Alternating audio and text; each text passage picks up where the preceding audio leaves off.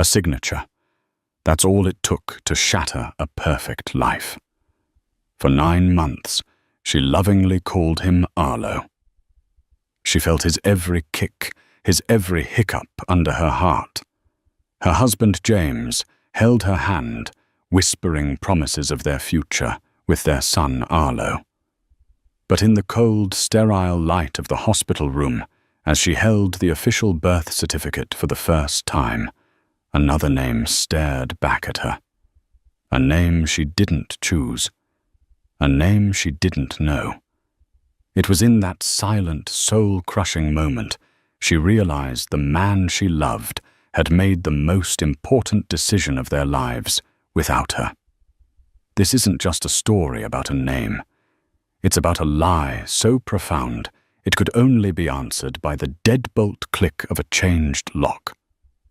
The late afternoon sun of a crisp Boston autumn spilled across the Persian rug in the nursery, illuminating dust motes, dancing in the air like tiny golden fairies.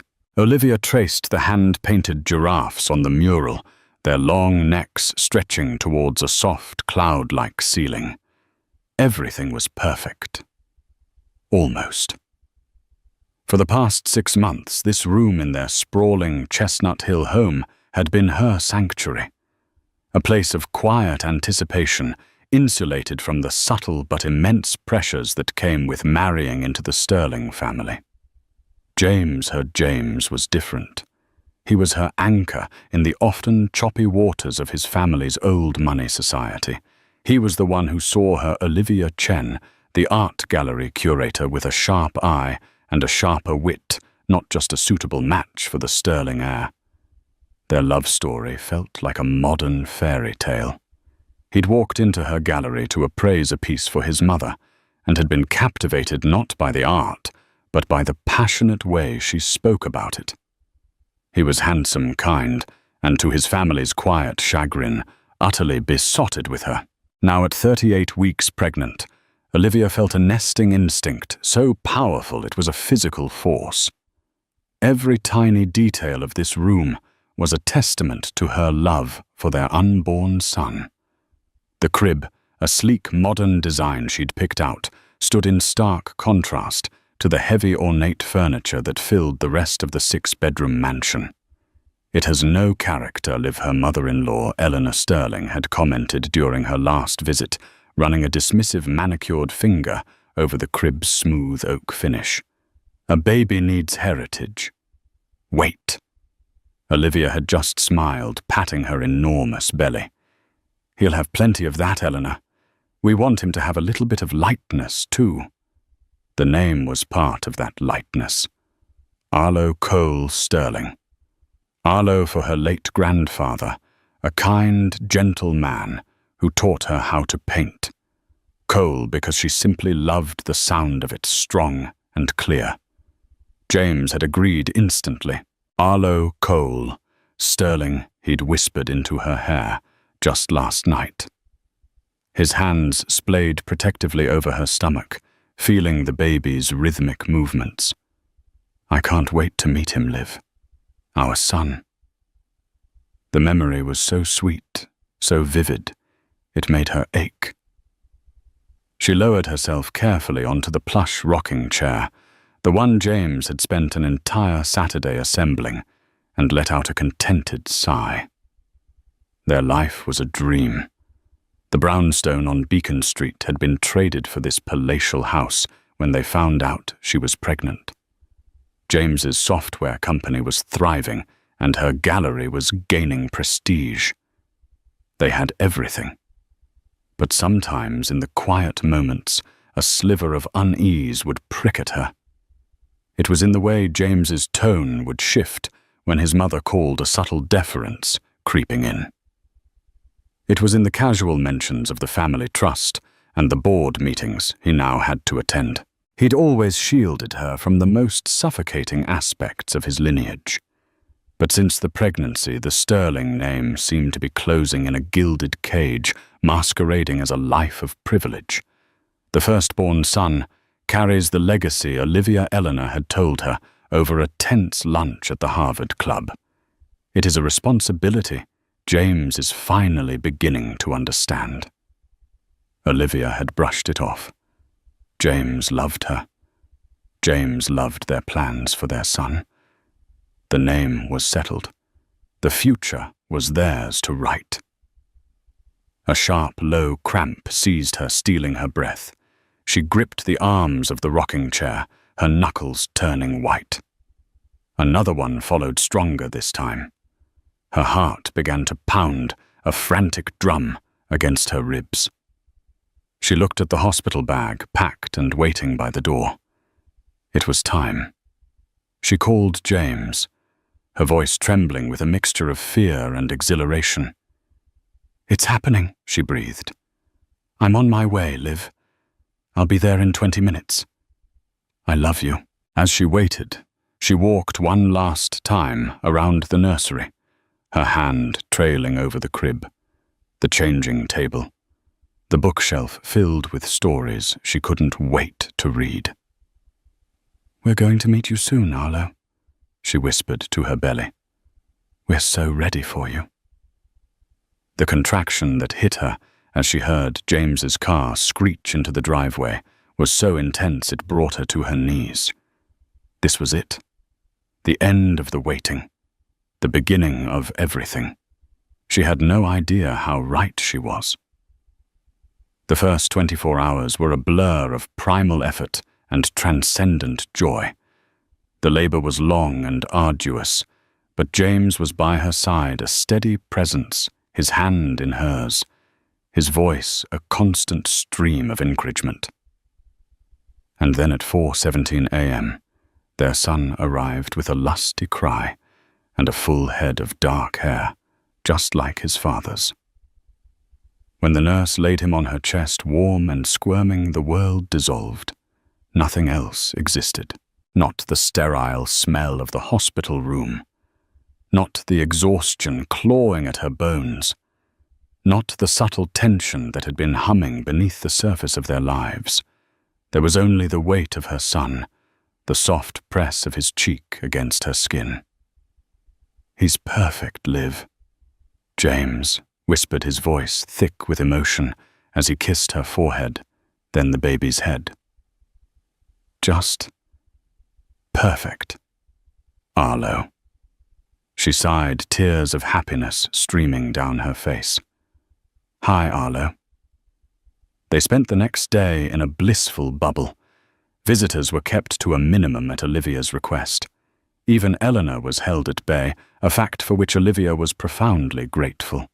It was just the three of them, a new family learning the rhythms of each other. James was a natural changing diapers, with a surprising lack of squeamishness, and rocking the baby to sleep with a low, rumbling hum. Olivia watched him, her heart so full she thought it might burst.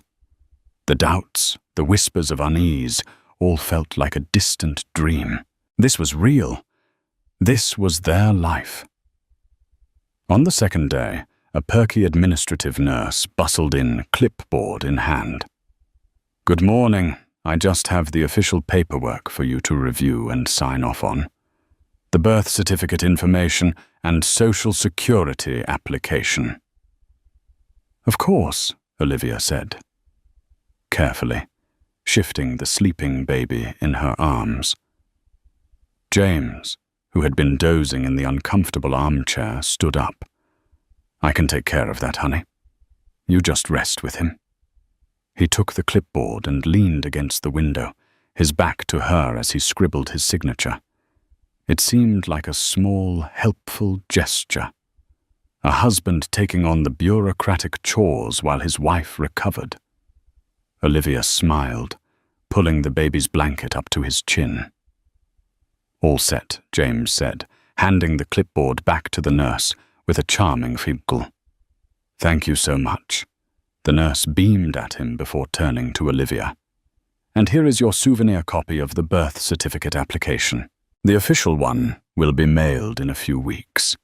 Congratulations again, you two. He's a beautiful baby." She placed a crisp, heavy piece of paper on the bedside table and left. Olivia, feeling a flutter of sentimentality, reached for it. She wanted to see his name in print. Arlo Cole Sterling, the official declaration of his existence. Her fingers brushed the paper, and she lifted it. Her eyes scanned past the hospital name, the date, the weight and length, down to the box labeled Name. And there it was, printed in stark black official letters. Arthur James Sterling IV. The name didn't register at first. It was a jumble of letters that made no sense, like a foreign language. She blinked, her sleep-addled brain trying to process the information. Arthur. Where did that come from? Arthur was James's late grandfather, a famously ruthless patriarch who had built the Sterling Empire through hostile takeovers and an iron will. He was a man Eleanor lionized, and James had always spoken of with a complicated mixture of fear and resentment. Her eyes darted back to the paper, willing the letters to rearrange themselves into the name she knew, the name she'd whispered into her belly for months.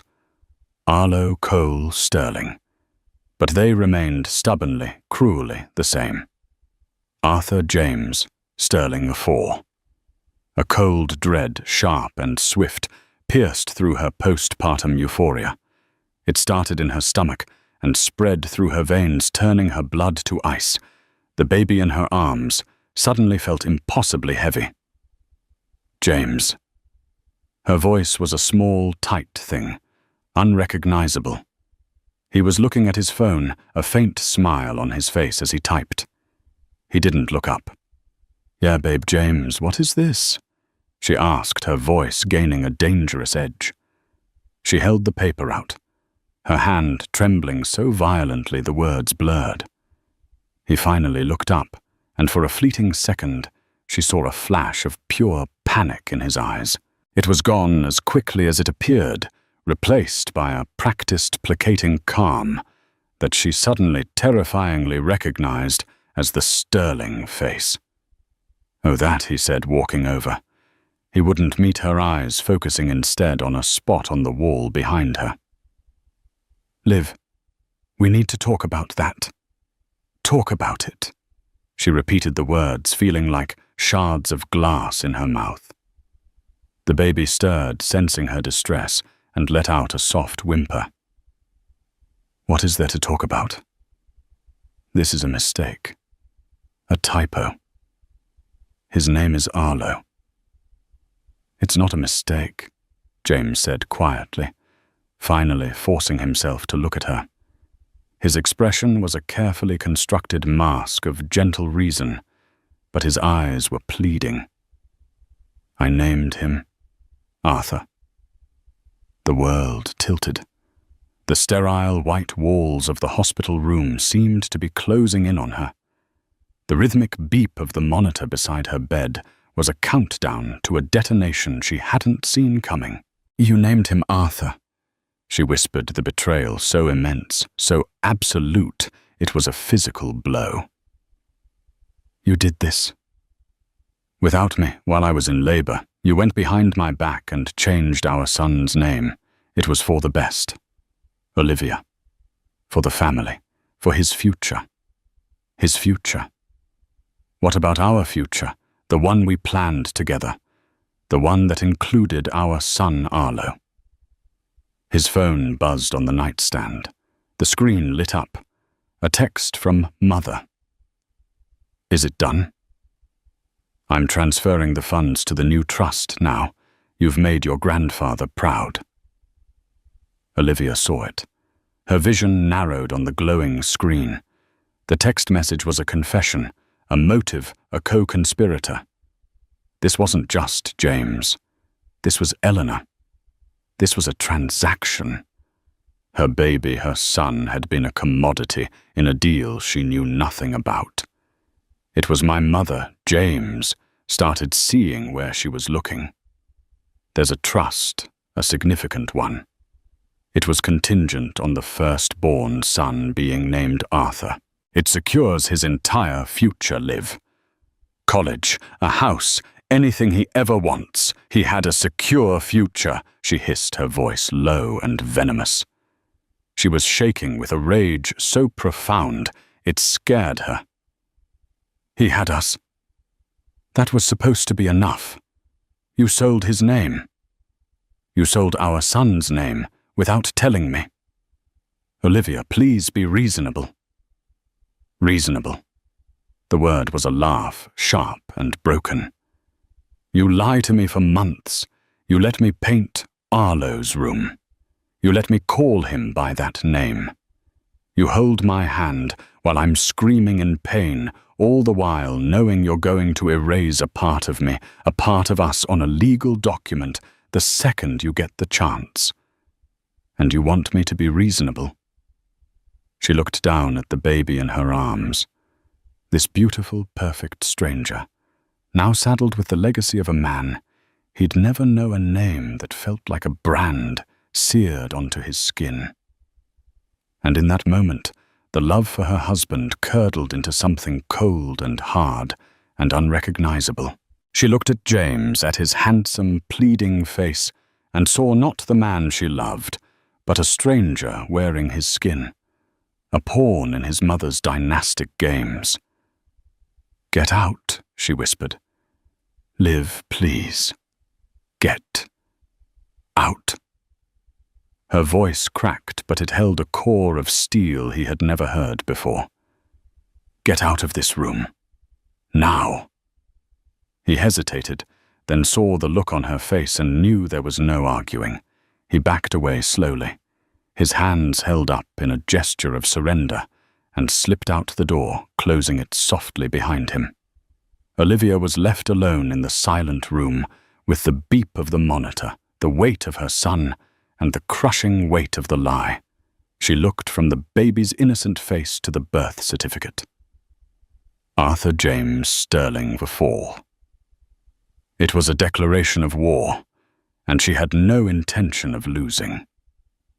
The ride home from the hospital was a study in suffocating silence.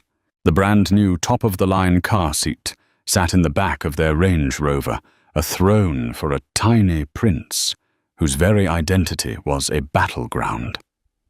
Olivia sat in the back with the baby, her body angled away from James, creating a physical barrier that mirrored the chasm that had opened between them.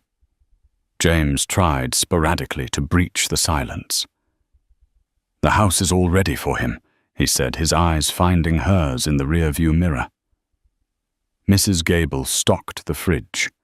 Olivia stared out the window, watching the familiar scenery of Chestnut Hill slide by. The stately brick homes, the manicured lawns, the ancient, sprawling oaks. It all looked different now, alien. The beautiful facade of their life had been ripped away, and all she could see was the ugly, rotting framework beneath. "Liv, I know you're angry." He tried again, his voice strained. "But when you think about what this means for him, for his future—" "Stop talking about his future," she said, her voice flat and devoid of emotion. "You forfeited the right to do that when you made a unilateral decision about his present." He flinched, as if struck. The rest of the drive passed in silence. When they pulled into the long, sweeping driveway of their home, Olivia's heart, which she thought couldn't sink any lower, dropped. There, parked near the grand entrance, was Eleanor's black Mercedes, her driver standing stoically by the door. "What is she doing here?" Olivia demanded, her exhaustion warring with a fresh surge of adrenaline. She wanted to be here to welcome her grandson home. "James," said his voice, taking on that familiar, deferential tone. "The first Arthur in 2 generations. It's a big day for her." Her grandson, Olivia, repeated the words, tasting like poison. She looked down at the sleeping baby. She bought and paid for this moment, didn't she? Well, I hope she enjoys it. Without waiting for James to open her door, she got out, unbuckled to the car seat with practiced numb efficiency, and carried her son towards the house, her sanctuary, that now felt like enemy territory. Eleanor was waiting just inside the marble foyer, dressed in a Chanel tweed suit, her face a perfect mask of benevolent matriarchy. "Olivia, darling," she cooed, gliding forward, her arms outstretched. "Let me see him. Let me see my little Arthur." Olivia instinctively tightened her grip on the car seat, taking a step back. "He's sleeping. Eleanor." "Oh, a little peek won't hurt," she insisted, her smile not quite reaching her cold, assessing eyes. She peered into the carrier. "Oh, James, he has the sterling chin. Arthur will be so proud." She spoke of her late husband as if he were in the next room. The sight of this woman, the architect of her betrayal, gloating in her foyer, was more than Olivia could bear.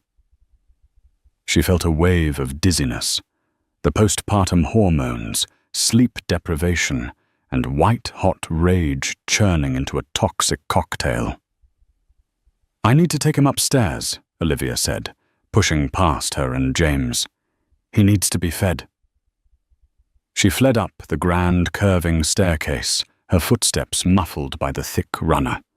She could hear their voices below, James's low and placating, Eleanor's crisp and commanding. She didn't want to hear them. She locked the door to the master bedroom suite, a click that echoed the shutting down of her own heart, and finally allowed herself to break. She laid the baby in his bassinet beside the bed and sank to the floor, silent sobs racking her body. She cried for the loss of her son Arlo. She cried for the loss of her husband, the man she thought she knew, and she cried for her own naivety, for believing their love could conquer the gravitational pull of the sterling name and its fortune. Hours passed. She fed the baby, she changed him. She held him close, whispering the name she'd chosen for him, over and over again, a desperate incantation. "Arlo. Your name is Arlo." Late in the evening, a soft knock came at the door. "Liv. It's me. My mother's gone." Olivia didn't move. "Liv, please open the door. We can't go on like this. Let me in. Let's talk." "There's nothing to talk about." "James," she called out, her voice raw. "Of course there is. This is our home. You can't just lock me out." "It stopped feeling like my home the moment I saw that birth certificate," she replied. She heard him sigh in frustration. "Fine. Be like this. I'm going out for a bit to let you cool down. I'll be back later. We will talk about this, Olivia." She listened to his footsteps retreating down the hall, the heavy front door opening and closing. "To let you cool down?" The condescension in his tone was the final straw. He still didn't get it. He thought this was a tantrum, a hormonal fit.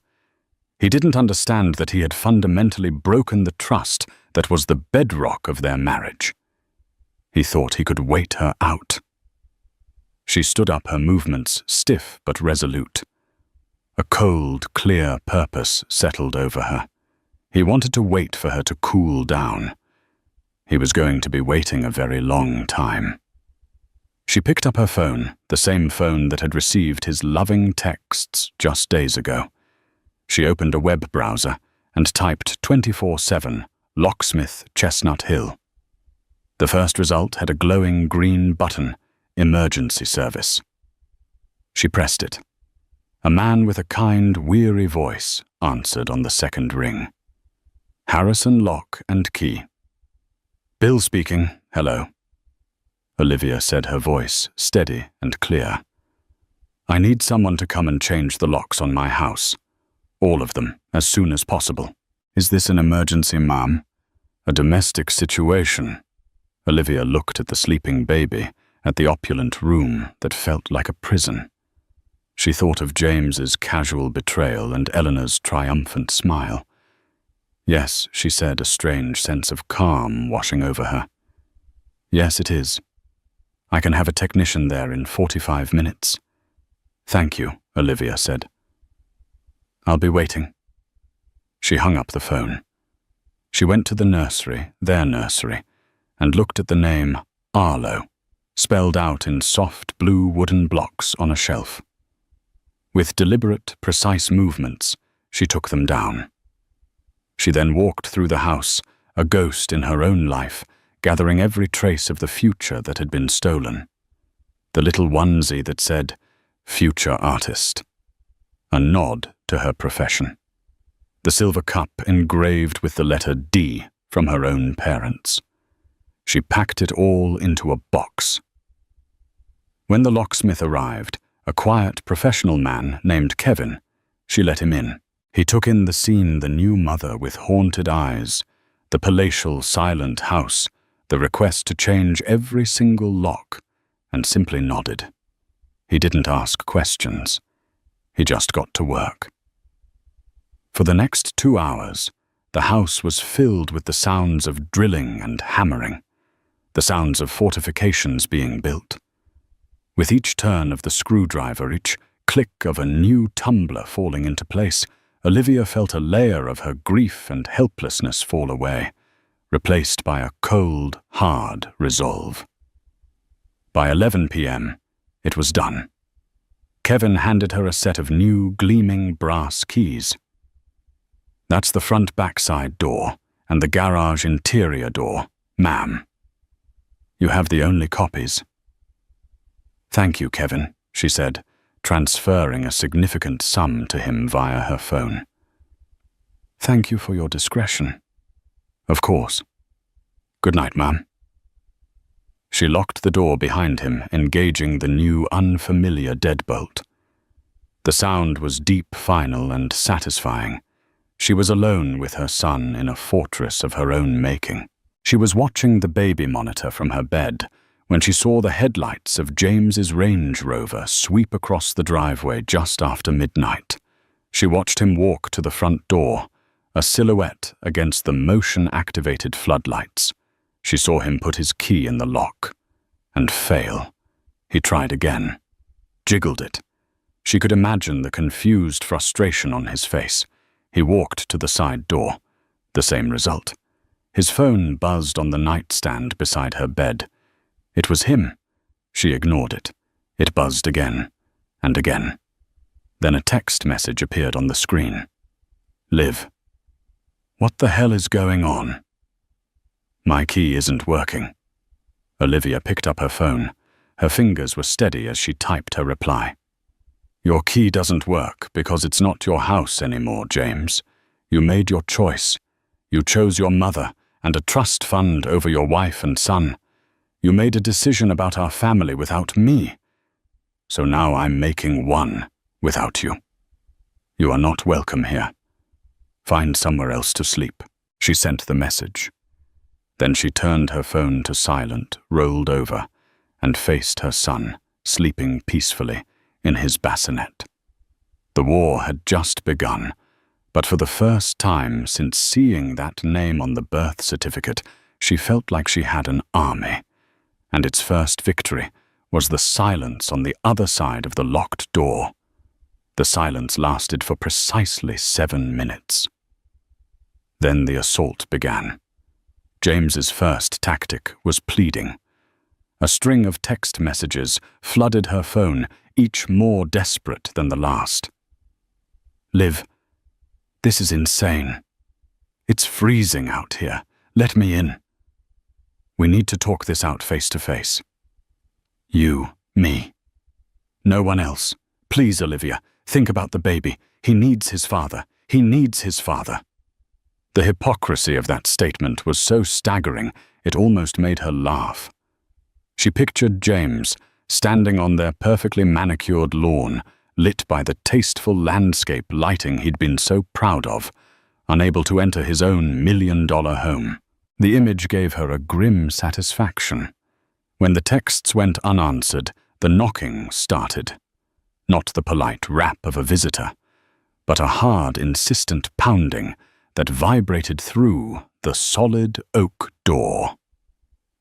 "Olivia, open this door now." The baby stirred in his bassinet, his little face scrunching up. Olivia's resolve hardened. She would not allow him to terrorize them. She picked up the baby, holding him close her body, a shield against the noise. The pounding stopped. A moment of quiet. Then the doorbell began to ring, a frantic, incessant chime. He was leaning on it. A petulant child denied his way. Olivia walked to the upstairs window that overlooked the front entrance, staying hidden behind the heavy damask curtain. She saw him there, his handsome face contorted with fury, his fist still raised from banging on the door. He looked utterly lost. Good. After 5 solid minutes, the chiming stopped. He was pacing now, a caged animal, his phone pressed to his ear. She knew with chilling certainty who he was calling. 20 minutes later, a second pair of headlights sliced through the darkness. The sleek black nose of Eleanor's Mercedes sedan purred to a stop behind James's Range Rover. Eleanor Sterling emerged from the passenger side, not in a tweed suit this time, but in a silk dressing gown and a cashmere wrap, her silver hair perfectly coiffed, even at 1 in the morning. She looked not like a concerned grandmother, but like a queen arriving to quell a peasant uprising. She marched up to her son, her movements sharp and angry. Olivia couldn't hear their words, but she could see the pantomime of the conversation. James gesticulating wildly at the house. Eleanor patting his arm, then turning a gaze of pure venom towards the master bedroom window, as if she could sense Olivia watching. Eleanor took out her own phone. A moment later, Olivia's phone lit up with a call from a number she knew by heart. She let it go to voicemail. A text immediately followed. "Eleanor, Olivia, this childish theatrical display is beneath you. It is certainly beneath a Sterling. You will open this door at once and stop this nonsense." Olivia felt a surge of defiance. She typed a reply not to Eleanor but to James. "Get your mother off my property. This is between you and me. Her presence here proves my point. You are not a husband or a father. You are a puppet. This conversation is over until she is gone." She watched from the window as James read the text. He showed it to his mother. Eleanor's mouth thinned into a hard white line. She gestured angrily, clearly refusing to leave. James looked from his mother's furious face to the dark, silent house. He looked trapped. He looked weak. Olivia had a sudden, brilliant idea. She went to the smart home control panel on the wall, the one James had installed, that controlled everything from the lights to the sound system to the sprinklers. Her heart pounded as she scrolled through the options. There it was. Irrigation system Zone 1, front lawn. She pressed the manual start button. On the lawn below, every single sprinkler head erupted with a vengeance, sending powerful jets of cold water arcing across the pristine grass.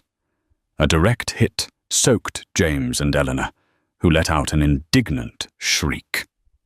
"What is the meaning of this?" Eleanor screeched, shielding her silk robe as if it were under attack from acid rain. James scrambled away from the spray, looking up at the house in disbelief. Olivia allowed herself a small, bitter smile. If they wanted a theatrical display, she would give them one. The drenched and furious duo retreated to Eleanor's car. For a few minutes they just sat there, the car's interior light illuminating their heated discussion. Finally, the Mercedes backed slowly out of the driveway and disappeared down the street. James's Range Rover remained. He was staying, laying siege. He sent one final text. "Fine, you win for tonight. But this isn't over, Liv, not by a long shot." Olivia watched him get back into his car, recline the driver's seat, and plunge the interior into darkness. She stood at the window for a long time, watching the car that held the man who was now a stranger to her. The siege of Stirling Manor had begun, but the woman inside was no damsel in distress. She was the commander of the fort, and she had just won the first battle. Sleep would not come easily, but as she lay down, the keys to her new kingdom safe on the nightstand, she knew she had done the right thing. The locks were not just on the doors, they were around her heart, and James no longer had the key. The next morning, the Range Rover was gone.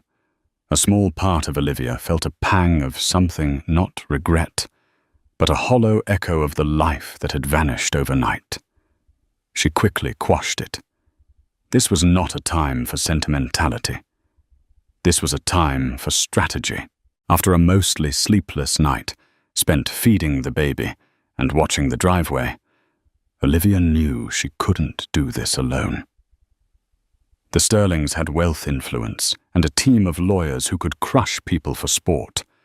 She had her wits, a newborn son, and a righteous fury that was quickly solidifying into cold, hard resolve. She needed her own army. Her first call was to her parents in California. She told them everything, her voice cracking as she recounted the story of the birth certificate. Their reaction was immediate and unequivocal. "You're flying out here today, honey," her father, a retired architect, said, his voice tight with anger. "Both of you. We'll get you the best family lawyer in the state." "No, Dad," Olivia said, surprising herself with her own firmness. "I'm not running. This is my home. He abandoned this home, not me. I'm staying here. But I do need a lawyer. The best one in Boston." Her second call was to that lawyer, a woman named Kate Mercer, a notorious shark in the world of high-net-worth divorces, recommended by a friend from the art world who had gone through a similarly messy split. He did what Kate asked after Olivia explained the situation, a note of impressed disbelief in her voice. "Changed the name on the birth certificate for a trust fund, honey." In 20 years of doing this, that's a new one. It's a violation of trust so profound it's almost poetic. "We can work with this." The validation in Kate's voice was like a balm. "What do I do?" Olivia asked. "You sit tight and you don't speak to him or his mother. You document everything. Every text, every call, every time he drives by the house. And you start looking. Men like James' families, like the Stirlings. The name on the birth certificate isn't the only secret they're keeping. Look for financial statements, trust documents, anything he might have left behind." Following Kate's advice, Olivia turned her home into an intelligence-gathering headquarters. During the baby's nap times, she began a methodical search of James's home office, a space she'd rarely entered. It was a masculine sanctuary of dark wood leather and the smell of expensive cologne. It was also a treasure trove. Tucked away in a locked drawer of his desk, a lock she pried open with a screwdriver, from the kitchen she found it. A folder labeled Stirling Family Trust, AJS 4. Her hands trembled as she opened it. It was all there in black and white. A subtrust of the main Stirling family fortune, established by Arthur Stirling Sr. decades ago. It stipulated that the firstborn male heir of his grandson James would inherit a staggering sum upwards of $20 million, provided the child was legally named Arthur James Stirling IV. The money would be managed by a trustee until the boy's 25th birthday. The trustee Olivia saw with a jolt of ice in her veins was Eleanor Stirling. The betrayal was deeper than she could have imagined. This wasn't just about securing their son's future. It was about control. Eleanor would hold the purse strings not just for her grandson, but indirectly for James and Olivia as well. They would be beholden to her for any major expense, any significant life choice. The name wasn't just a name, it was a leash. As she dug deeper, she found more.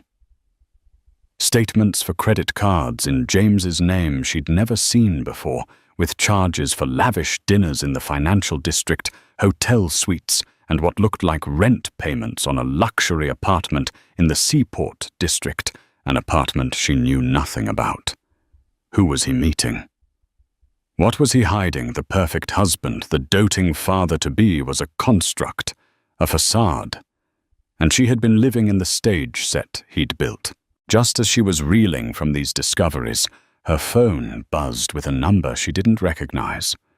She almost ignored it, but something told her to answer. "Is this Olivia?"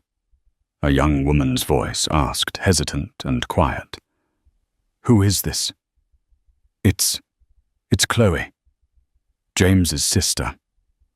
Olivia's guard went up immediately. Chloe was the youngest Sterling, a free-spirited artist who had always been kind to her, but was still undeniably a Sterling. "What do you want, Chloe? I heard what happened." Chloe's voice was barely a whisper. "My mother she's on a rampage." "I'm so sorry, Olivia." What James did was unforgivable. Tears pricked Olivia's eyes. It was the first time someone from his side had acknowledged the depth of the betrayal. "He told me you locked him out," Chloe continued. "Good for you. Honestly, why are you calling me Chloe?" Olivia asked, still wary. "Because I hate what my family does to people, what my mother does. She did it to my father. She did it to James. And now she's trying to do it to you and your son. There's something you need to know. The Arthur Trust. It's not just about the money." Olivia sat down, clutching the phone. "What do you mean?" "My grandfather. Arthur was a monster," Chloe said, her voice shaking slightly. "A controlling, abusive man. The trust comes with conditions, bylaws. The trustee, my mother, has the power to make decisions about the beneficiary's education, upbringing, even their approved place of residence, if she deems the parents unfit or not acting in the best interests of the Sterling legacy." The room spun. Unfit. It was a weapon. Eleanor could use any misstep, any deviation from her plan, to declare Olivia unfit and gain legal influence over her son's life. Changing the locks, filing for divorce, it could all be twisted and used against her. "She's already talking to the family lawyers," Olivia Chloe warned. "She's trying to paint you as unstable, hysterical, a new mother suffering from postpartum psychosis. She's going to try and take your baby." The threat landed with the force of a physical blow. This was no longer just a marital dispute. It was a war for her child. "Why are you telling me this?" Olivia whispered. "Because James was too weak to stand up to her. But maybe you're not. And because that little boy deserves to be Arlo, not a pawn named Arthur." "Check the prenuptial agreement, Olivia. The one she had her lawyers draft. Check the fine print under the family legacy clause. James probably doesn't even know it's in there." The call ended. Olivia's mind raced. The prenup. She'd barely read it at the time, swept up in love and trusting James when he said it was just a formality to protect the family business. She found her copy in their safe. With trembling fingers, she flipped to the clause Chloe had mentioned, and there it was buried in dense legalese, a stipulation that in matters pertaining to the cultural and financial heritage of any children, the decisions of the Sterling Family Trust's appointed trustee would be given significant legal weight. She had signed it. Years ago, she had signed a document that handed Eleanor Sterling the keys to her future child's life. But Chloe's call had given her more than just a warning. It had given her an ally, an inside source, and it had revealed her enemy's playbook. Eleanor expected her to be hysterical, emotional, unstable. Fine. She would be the exact opposite. She would be cold, calculating, and armed with information. She photocopied every document, every statement. She took pictures. She uploaded everything to a secure cloud server and shared it with her lawyer, Kate.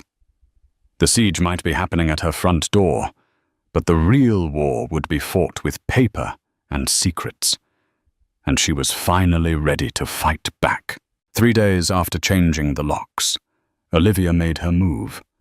The house had become her fortress and her war room. Chloe's intel combined with the documents she'd uncovered formed a powerful arsenal. She was no longer just a wounded wife. She was a woman with a strategy. Through her lawyer, Kate Mercer, she arranged a meeting. Not at the house and not at a Sterling-owned office building. She chose a neutral, sterile location, a conference room at a high-end mediation center in downtown Boston. It was a place devoid of history or power dynamics, a blank slate where the truth could be laid bare. She stipulated the terms of the meeting. James was to come alone. No lawyers present in the room, though Kate would be waiting in an adjacent office. No Eleanor. This was a conversation between a husband and a wife, or what was left of them. Olivia arrived first. She chose a seat at the long, polished table that did not face the door, forcing him to walk in and see her already in a position of power. She wore not a mourning wife's attire, but a sharp black pantsuit she'd favored for tough negotiations at the gallery. Her hair was pulled back in a severe, elegant bun.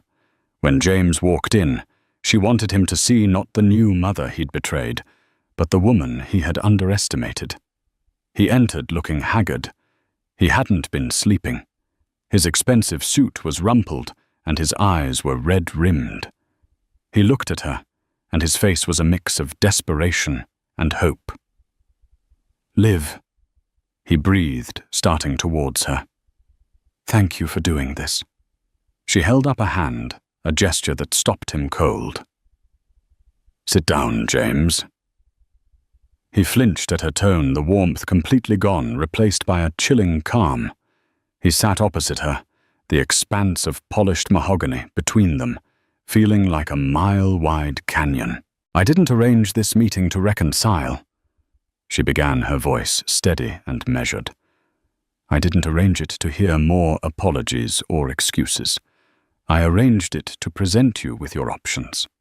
She slid a sleek, leather-bound folder across the table towards him. Option A. He opened it. Inside was a petition for divorce, citing irreconcilable differences. Attached to it were copies of the credit card statements for his secret apartment printouts of the trust documents and a highlighted copy of the prenup's family legacy clause. "That is a divorce filing," she explained coolly.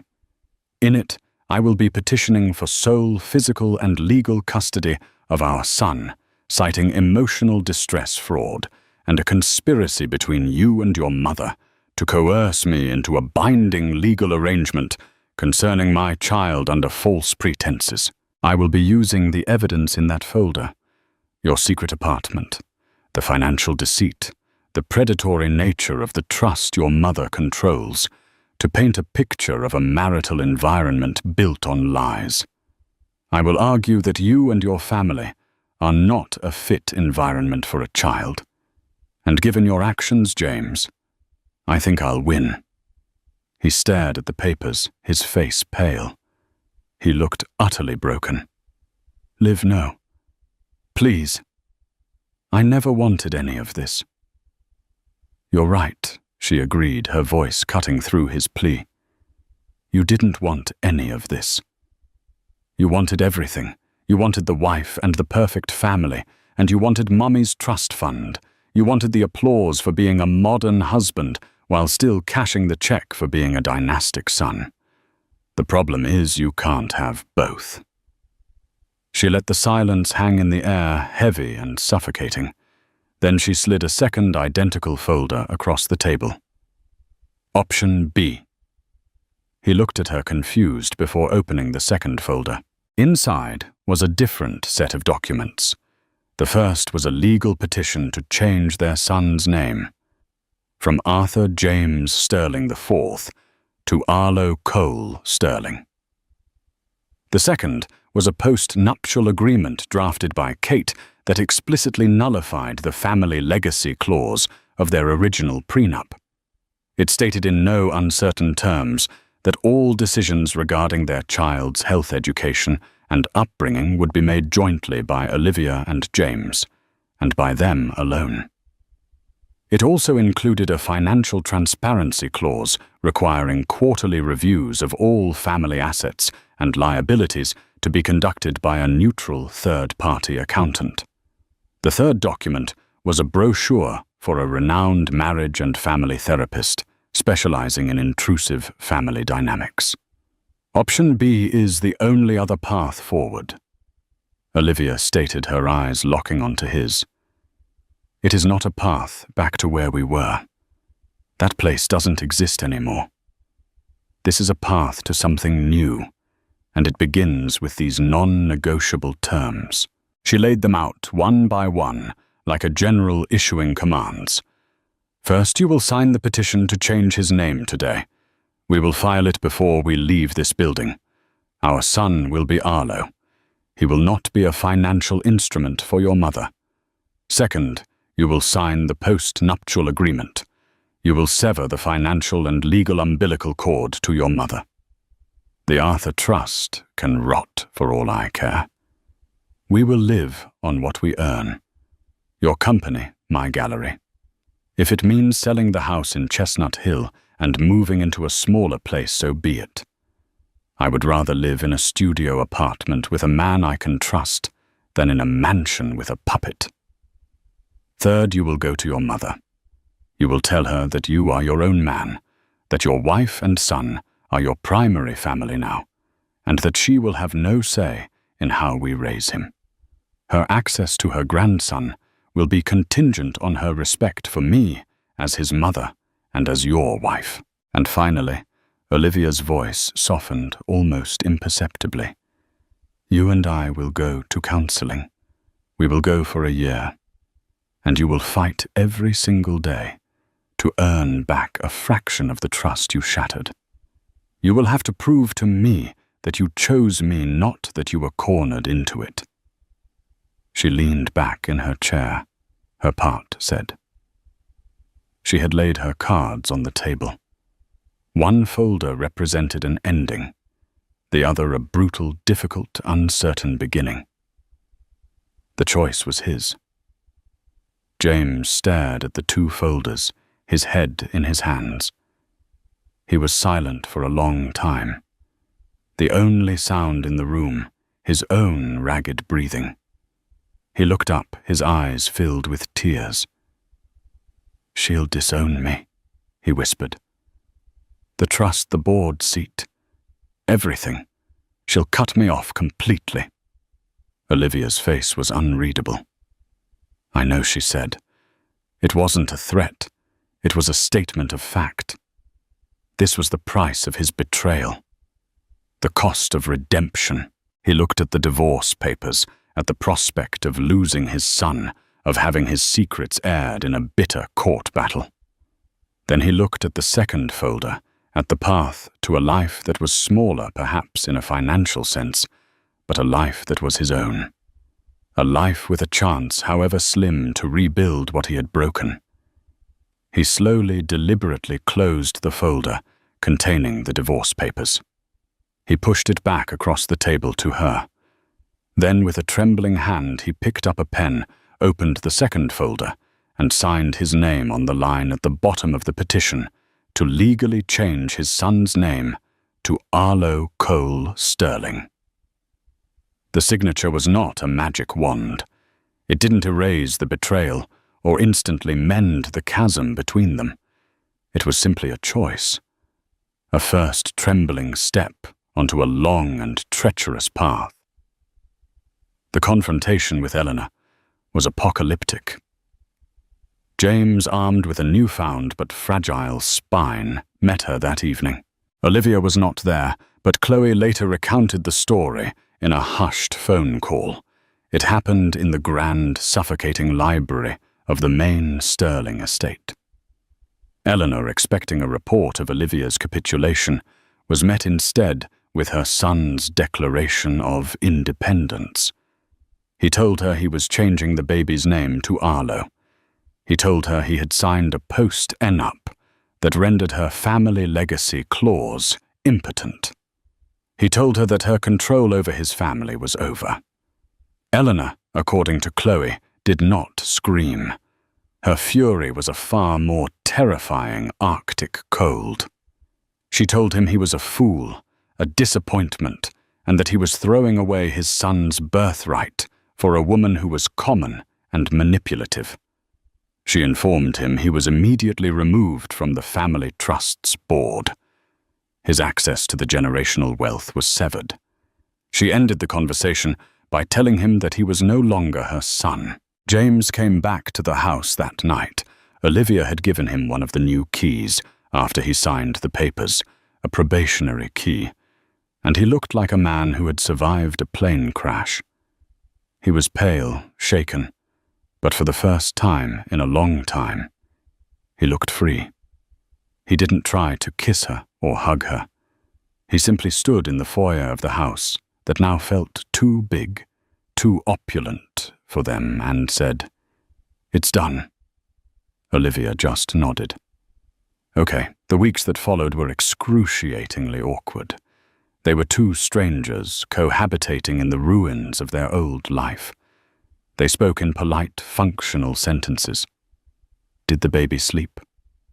I bought groceries. Our first therapy session is on Thursday. They moved around each other with a painful courtesy, the air thick with unspoken words. They put the Chestnut Hill mansion on the market. It sold quickly to a hedge fund manager who fell in love with its soulless grandeur. The sale felt like an exorcism. They used the proceeds, along with James's now finite personal capital, from his business to buy a modest but beautiful Victorian house in Cambridge, a neighborhood that felt more like Olivia's world than his. It had a small yard, a sun-drenched room that would be her art studio, and a nursery that was a blank canvas. Together, without speaking much, they painted the room a soft, warm grey. Olivia unpacked the box of items she had hidden away. The wooden blocks, spelling DANIEL. The onesie that said Future Artist. The silver cup with the D engraving. Seeing them in this new space, this new home, built on a foundation of brutal honesty, felt like a quiet triumph. Therapy was raw. It was ugly. Olivia laid her betrayal bare, the full scope of her pain and rage. James, stripped of his family's influence and forced to confront the weakness in his own character, had no choice but to listen. He spoke of the lifelong pressure, the crushing weight of his grandfather's name and his mother's expectations. It wasn't an excuse, the therapist was quick to point out, but it was a reason. Understanding it was the first step toward changing it. Slowly, glacially, things began to shift. The change wasn't in grand gestures, but in tiny, observable moments. It was James getting up for every single night, feeding, insisting Olivia rest, telling her, "I need to do this. I need to show up." It was him actively listening to her talk about her day at the gallery, asking questions, his phone nowhere in sight. It was him one afternoon, looking at their son, their beautiful legally named son Arlo, and saying, "He looks like you. He has your eyes. Thank God." The trust was not rebuilt in a day, a month, or even a year. It was painstakingly re-earned brick by brick. The new locks on their Cambridge home were symbolic. They were chosen together. The keys were shared not as a right, but as a privilege. Their life was no longer a millionaire's fairy tale. There were no more galas at the Harvard Club. No more fawning society pages. Eleanor Sterling never spoke to them again. But what they lost in gilded cages, they gained in something far more valuable: authenticity. They were building a smaller, quieter life. But it was a life that was real. It was theirs. One evening about a year later, Olivia was rocking Arlo to sleep in his room. James stood in the doorway watching them. The silence between them was no longer awkward, but comfortable. "I love you, Olivia," he said quietly. "I know I have a long way to go to deserve to say that. But I'll spend the rest of my life trying to be the man you thought I was." Olivia looked at him at the husband she was getting to know for the second time. The love she felt was different now, less naive, more cautious but deeper in a way. It was a love that had been tested by fire and had, against all odds, survived. "I know you will, James," she said. And for the first time, she truly believed it. What you've just heard is a story of ultimate betrayal, but also one of incredible strength. Olivia's world was shattered by a single signature, a secret deal made by the man she trusted most. But instead of breaking, she fought back. She turned her pain into power, her home into a fortress, and her heartbreak into a battle plan. This story reminds us that trust is the most valuable currency in any relationship, and once broken, it takes more than apologies to rebuild it. It takes action, sacrifice, and the courage to tear everything down to build something real and lasting. What would you have done in Olivia's position? Could you ever forgive a betrayal that deep? Let us know your thoughts in the comments below. We read every single one. Have you ever wondered how a single moment, one split second of discovery, could shatter a perfectly crafted facade? This is the story of Sarah Robertson, a devoted wife who believed in the sanctity of love and marriage, only to find herself caught in a whirlwind of betrayal when she stumbled upon her husband's mistress at his office. As she stood there, pregnant and trembling with rage, little did she know that a DNA test lurked in the shadows, poised to devastate everything she thought she knew. Brace yourself for a relentless ride of lies, secrets, and shocking twists that will leave you speechless. Sarah Robertson was no stranger to life's challenges. At 32, she had faced her fair share of heartbreak and setbacks before meeting Richard Johnson, a charismatic investment banker at Allen & Myers Financial Services. When Richard first walked into her life, he seemed to radiate stability, confidence, and a touch of old-fashioned charm. That was 5 years ago. Today, Sarah was sitting by the large bay window in their suburban home, hands resting gently on her growing belly, reflecting on the blessing she was about to bring into the world. The house itself was a symbol of their mutual hard work, a 2-story brick home with a pristine lawn and carefully chosen decor. Friends would comment on how picture-perfect their life seemed. Neighbors smiled at the sight of Sarah's baby bump waving in approval as they jogged or walked their dogs down the quiet streets. On the surface, everything looked idyllic: a glowing wife preparing a nursery, a busy husband providing for his family, and a child on the way.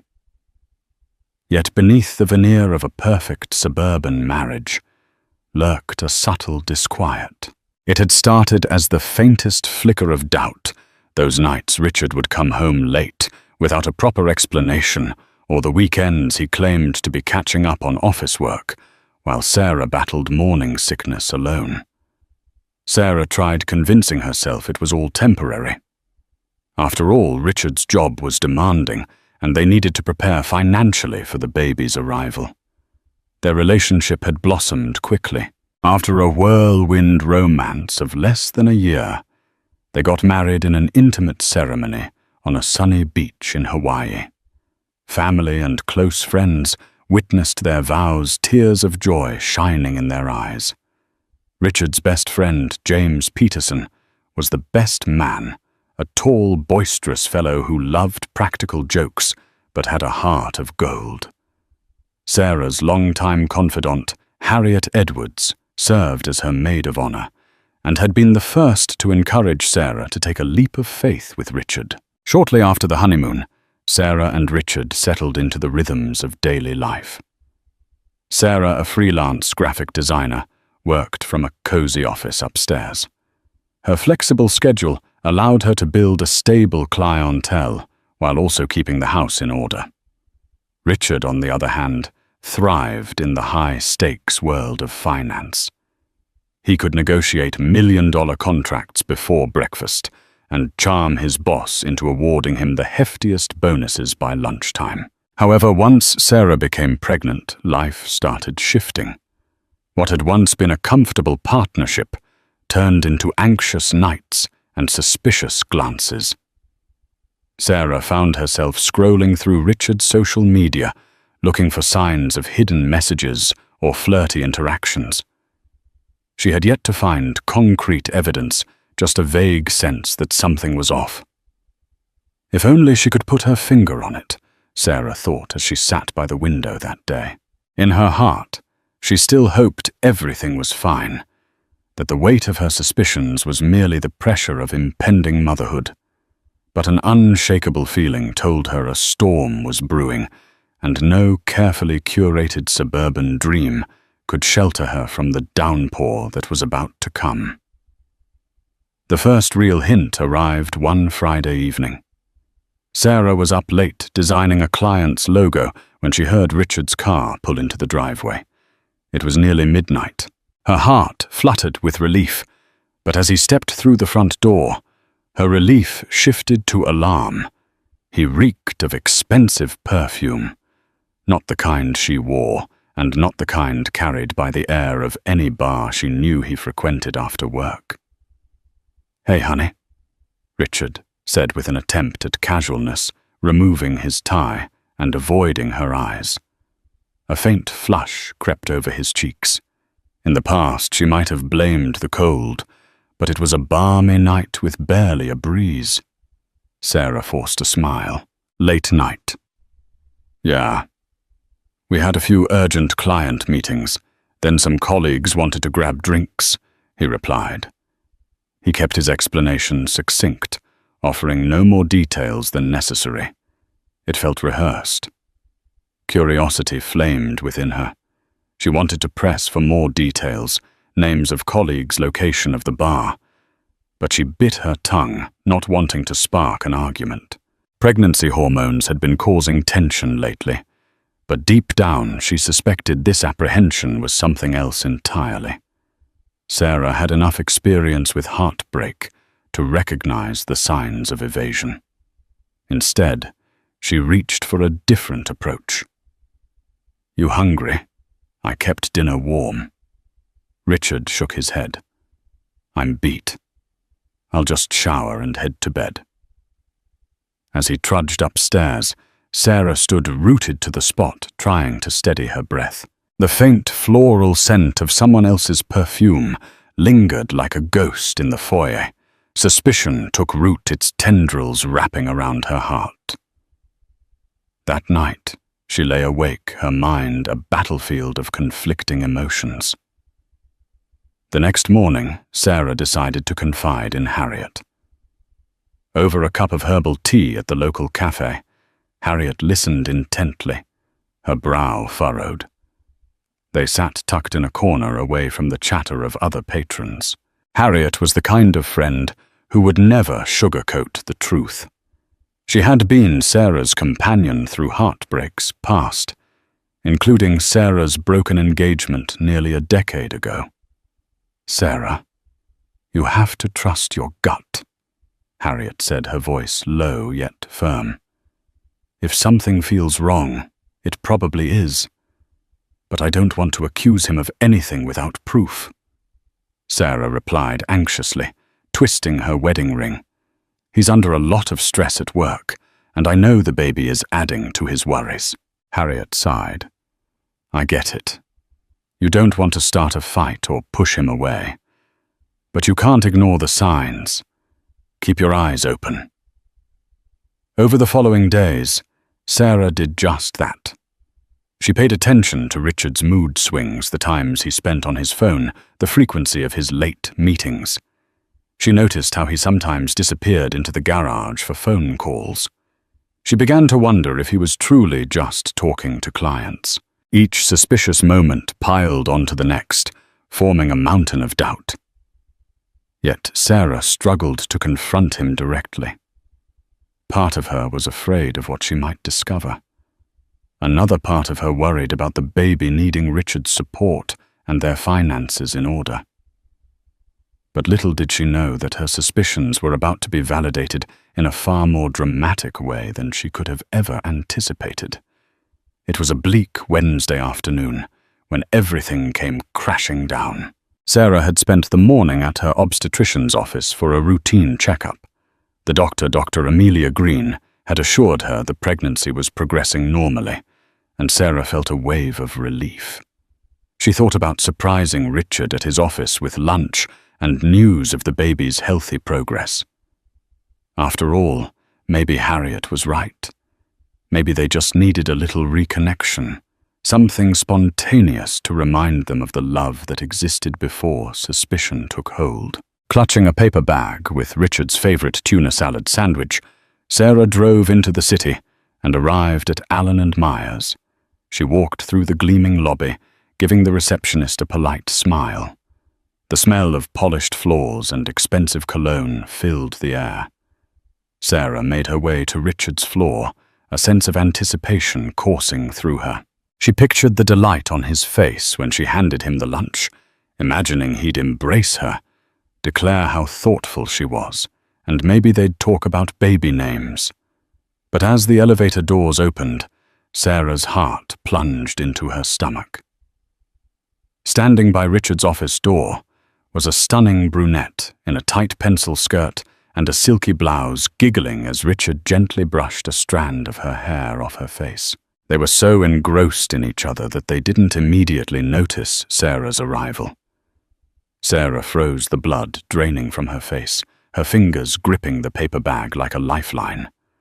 When Richard finally spotted her, he stiffened. The brunette's face twitched with surprise, and a subtle panic flickered in her eyes. "Sarah." Richard stammered, taking a step back as if the floor had turned to lava. What are you doing here?" Sarah opened her mouth to speak, but nothing came out. She was paralyzed by the unspoken truth hovering in the room. At last she found her voice. "I wanted to surprise you with lunch, but I see you're already occupied." The woman's nameplate on her desk read, Christine Monroe, and Sarah recalled Harriet mentioning a new hire in Richard's department. Suddenly the perfume Sarah smelled on him made sense. Her cheeks burned at the realization that it was this woman's perfume she'd detected on Richard's suit. Christine offered a tight, uncomfortable smile. "I'm sorry. We were just discussing a client pitch." Richard nodded vigorously, attempting to play along. "Yes, just work stuff." Sarah's eyes flicked between the two. The tension in the air was thick enough to choke on. "Right," Sarah said softly, her voice trembling. Her gaze dropped to the lunch bag in her hand, which now felt like the cruelest joke. She turned on her heel and left, ignoring Richard's calls for her to wait. In that single moment, all the illusions, excuses, and rationalizations she had clung to were obliterated. The floor around her felt as if it might collapse at any second. She hurried back to the elevator, tears blurring her vision. The ride down to the lobby felt agonizingly slow, her mind reeling with questions. Was this a one-time flirtation or a full-blown affair? How long had it been going on? And most crucially, how was she supposed to protect her unborn child from the fallout of this betrayal? Sarah managed to make it home before the tears truly took over. She shut the front door behind her, slid to the floor, and sobbed as muffled screams of anguish escaped her lips. The baby in her womb stirred as if sensing her heart break, prompting her to cradle her belly gently. She realized that no matter how betrayed she felt, her first priority was to remain calm for her unborn child. Still trembling with fury and sorrow, Sarah forced herself into her office, turning on the computer to distract her mind. Within minutes, she found herself searching Christine Monroe's name on social media. There she was. Glamorous photos, multiple posts about late nights at the office, each one racking up likes and flirtatious comments. Sarah's stomach churned at the pictures Christine posing in chic outfits, always sporting that same indulgent smile. Nothing explicit pointed to Richard, but a few cryptic captions about office romance made Sarah's blood boil. That evening around 7:00 p.m., Richard's car pulled into the driveway. Sarah listened to his footsteps as he approached the front door. He entered the house, slowly setting his briefcase down, with a cautious thud, as though he expected to find the place torn apart. Gathering her courage, Sarah stepped into the hallway. The tension between them was palpable. "Sarah," he began, voice tinged with worry. "We need to talk." She crossed her arms protectively over her chest. "Yes, we do." They moved into the living room. Richard tried to take her hand, but she pulled away, refusing to let his touch dilute her anger. He sighed heavily. "Nothing's going on with Christine," he insisted. "She's a junior associate on my team. I've been showing her the ropes." "That's it." Sarah's eyes narrowed. "Really? Then explain the perfume. On your clothes the late nights, the looks you two shared in your office. Does that all mean nothing?" He opened his mouth to retort but fell silent, seemingly at a loss for words. That hesitation spoke louder than any confession. Sarah swallowed hard, tears threatening to surface again. "Look," Richard muttered finally. "I admit things got complicated. We spent a lot of time together on projects, had some drinks, maybe it crossed a line. But I swear it isn't serious." Sarah shook her head, the anger boiling. "It isn't serious to you because you have a wife and a child on the way. You can pick up and drop these little flings whenever it suits you. But do you have any idea what this does to me? To our family?" Richard ran a hand through his hair, frustration evident. "I love you, Sarah. I'm trying to handle a lot of pressure at work, and I messed up. But you have to believe me, Christine and I. It's not love. It just happened." Those words hit Sarah like a punch to the gut. It just happened, as if betrayal was an accidental slip. Her tears returned in full force, but she refused to crumble in front of him. She took a shaky breath, determined to keep control. "I'm pregnant with our baby," she said, voice quivering. "I have no choice but to fight for us but you. You chose to destroy my trust. If we're going to get through this, you need to end it. Immediately." Richard nodded, though he looked more defeated than sorry. Sarah wanted to scream, to throw something, but she needed to remain as composed as possible. Her voice trembled with resolve. "You'll have to prove to me that this is over, Richard. Otherwise, I'm gone." In the wake of the explosive confrontation, Sarah found herself seeking solace in the company of loved ones. She confided in her older sister, Diana Robertson, a pragmatic attorney who lived only a few miles away. Diana wasted no time inviting Sarah over for a Sunday brunch, hoping to offer both emotional support and legal advice if it came to that. Seated at Diana's dining table, Sarah took measured sips of orange juice while recounting the events leading up to her discovery in Richard's office. She spoke of perfume, late nights, and the image of Christine Monroe's flirtatious gaze. Diana listened carefully, her expression grim. "It sounds like you have enough to believe he's been unfaithful," Diana said at last, placing a comforting hand over Sarah's.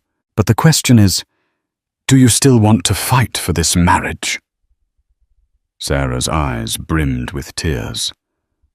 "I don't know. I keep thinking about the baby. Growing up with divorced parents isn't easy.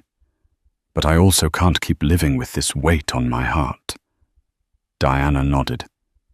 "If you decide to separate, you should be prepared financially and emotionally. But if you choose to stay, he has to work for it. He must cut ties with that woman immediately." Later that same day, Harriet dropped by Sarah's house, bearing homemade lasagna and unwavering moral support.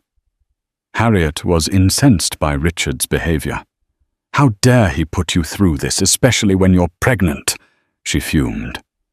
Sarah shook her head, tears threatening once again. "I feel so torn, Harriet. One moment I want to pack my bags and leave the next. I remember that I still love him. And then there's this baby." With a determined look, Harriet squeezed her friend's hand. "You're not alone in this. We'll figure it out together." Meanwhile, Richard faced his own reckoning. His parents, Walter and Margaret Johnson, were old-fashioned in their views on marriage and family.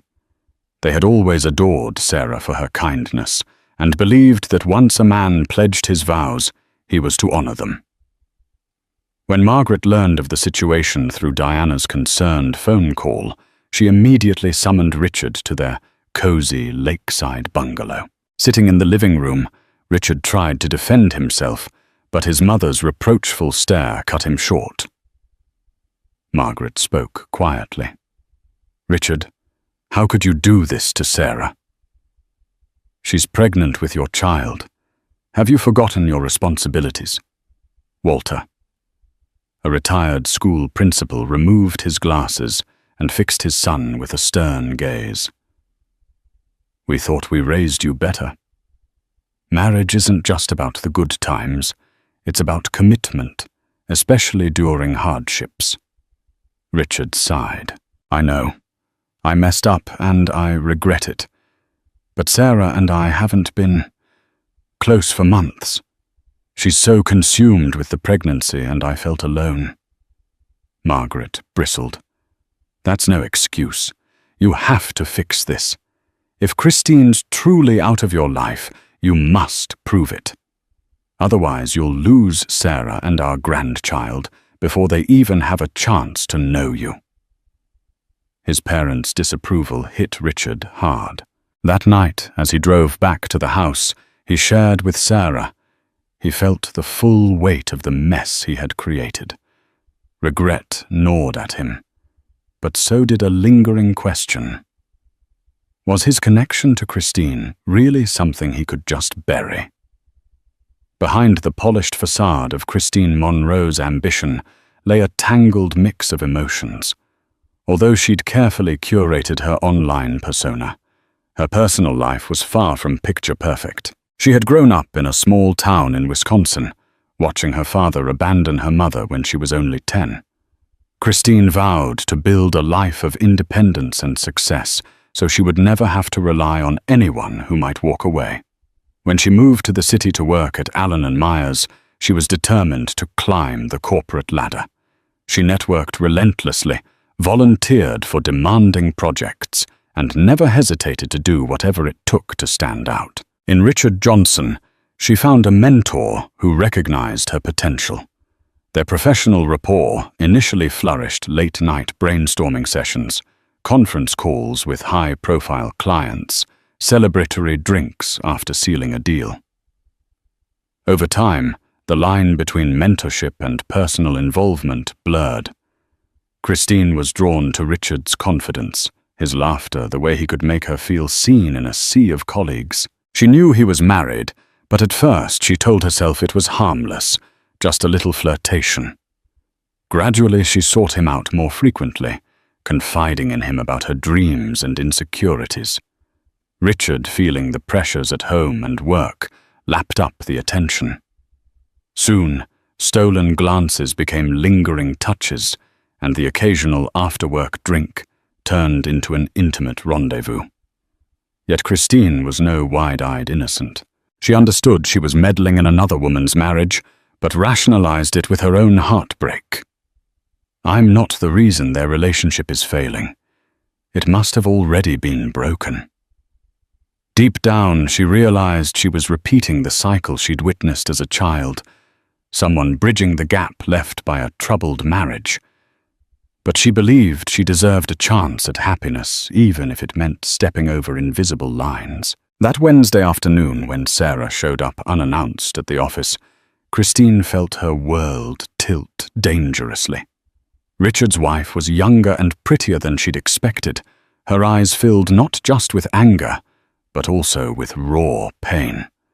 Christine had stood there, her heart pounding as Richard raced after his wife. She knew the fantasy bubble had burst. In the days that followed, Christine waited for Richard to reach out to offer comfort or reassurance. But he distanced himself, returning her calls, only to discuss urgent office matters. His manner was cold, efficient, and painfully detached. A part of Christine raged at the injustice. How dare he cut me off when he was an equal participant in this affair? Another part of her felt the sharp pangs of guilt. She imagined Sarah's tear-streaked face and the child growing inside her. One evening, Christine found herself alone in her upscale apartment, a glass of wine in hand. She scrolled through countless photos, rereading messages that once felt exciting. Now they stung with regret.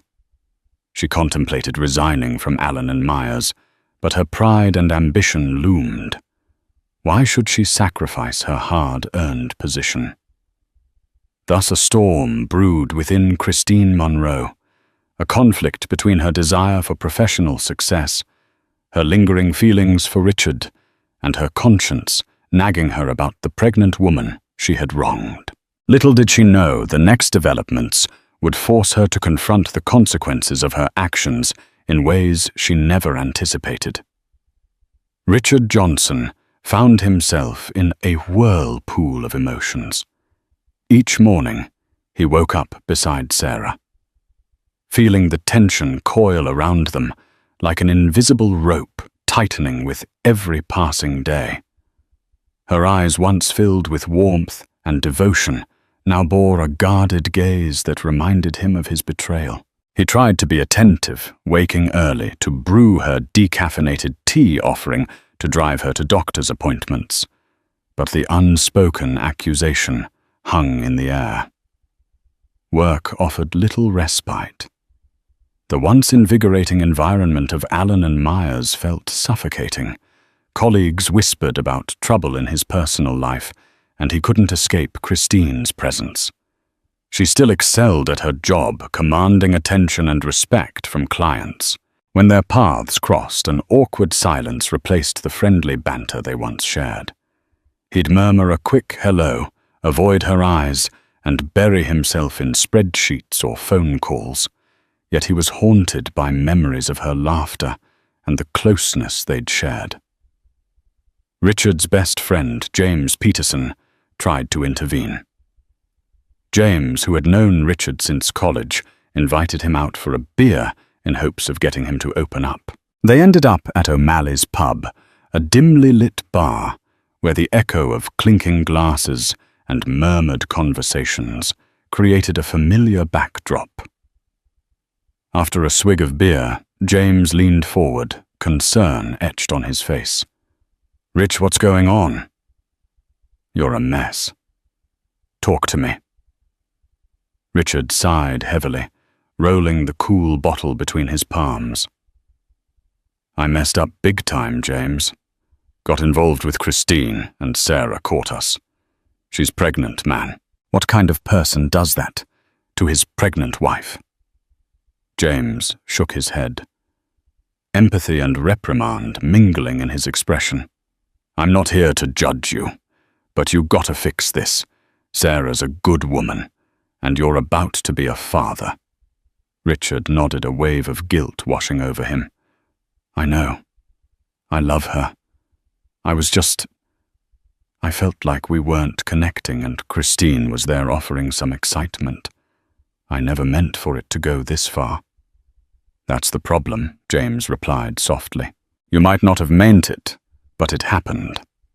Now you have to choose which path you're going to take, and be ready to deal with the consequences. Consequences. The word settled heavily in Richard's chest. He thought about the baby, a tiny heartbeat that he had once eagerly anticipated hearing at every ultrasound. The idea of not being part of that child's everyday life terrified him. He imagined empty cribs and lonely nights in a half-furnished apartment if Sarah kicked him out. The vision stabbed at his heart. On the drive home, Richard pondered his options. On one side there was Sarah and their unborn child, a family that once represented hope and stability. On the other side there was Christine, dangerously appealing, yet complicated, the living embodiment of a mistake he could not take back. Perhaps if he truly ended it with Christine, he could salvage his marriage. But a sneaking question remained. Would Sarah ever truly forgive him? Richard gripped the steering wheel, his mind whirling with regret and longing. He knew time was running out. Every day he delayed taking decisive action, he risked losing the life he once cherished. A month passed, steeped in tension and guarded conversations. Sarah's suspicions simmered, despite Richard's half-hearted attempts to show he was done with Christine. The situation came to a head when Harriet introduced a startling question. Are you absolutely sure the baby is Richard's?